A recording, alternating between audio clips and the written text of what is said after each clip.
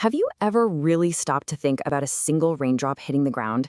It seems so simple, right? But in that one split second, it faces a huge choice.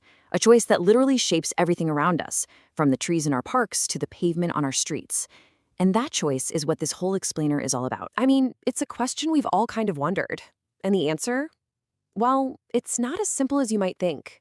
That one little drop, multiplied by billions and billions during a storm, sets off on one of two totally different journeys.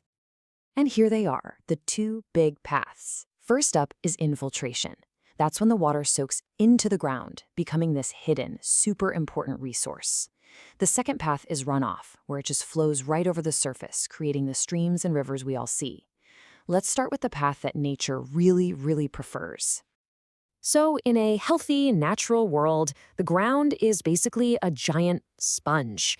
And from nature's point of view, the number one job for every single raindrop is to take this first path, infiltration, to soak right in.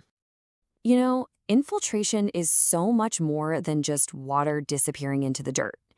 It's kind of like the engine that powers life on land.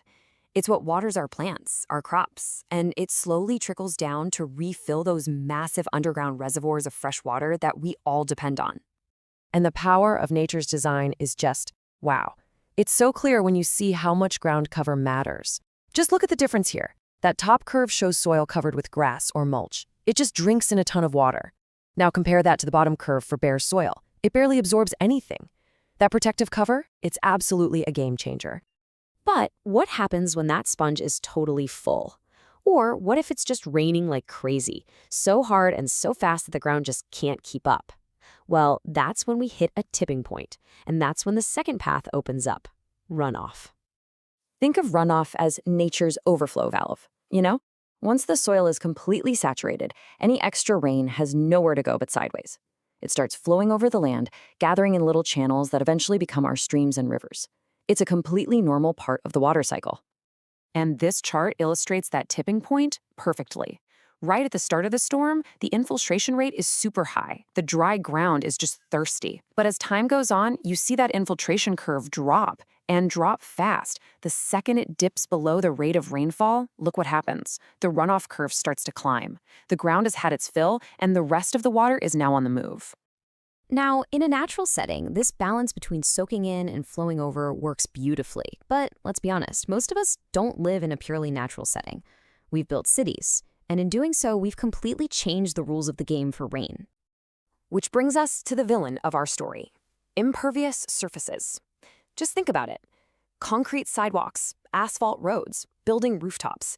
We've essentially paved right over that natural sponge, creating huge areas that make infiltration pretty much impossible. And the impact is just staggering. This data from Helsinki says it all. In a less developed, greener area, only about 8% of the rain becomes runoff. But in a highly developed, paved-over area, over 50% of the exact same rainfall becomes immediate runoff. We've basically forced the water to take the second path. And we pay a steep price for that. All that extra, fast-moving water overwhelms our storm drains, which leads to urban flooding. It strips away soil, and as it rushes over our streets, it picks up all sorts of nasty pollutants, oil, heavy metals, trash, and dumps them straight into our rivers, all while our precious groundwater isn't getting recharged. Okay, so we've got the problem, we paved the sponge, but here's the good news. We actually know how to fix it.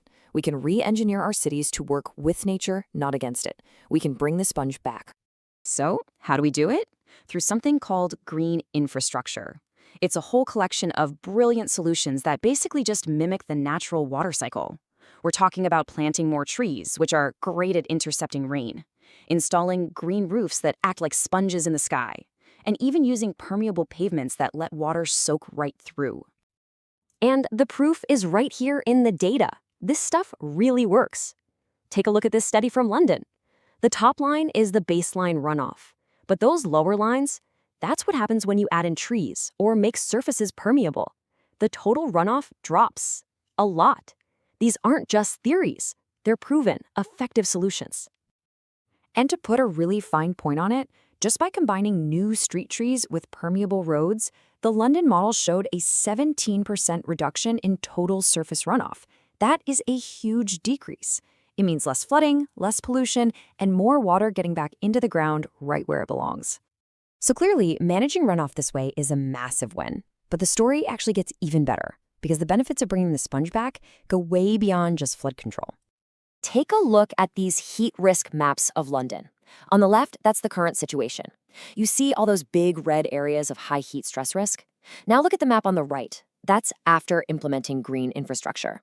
Those red zones shrink dramatically. Why?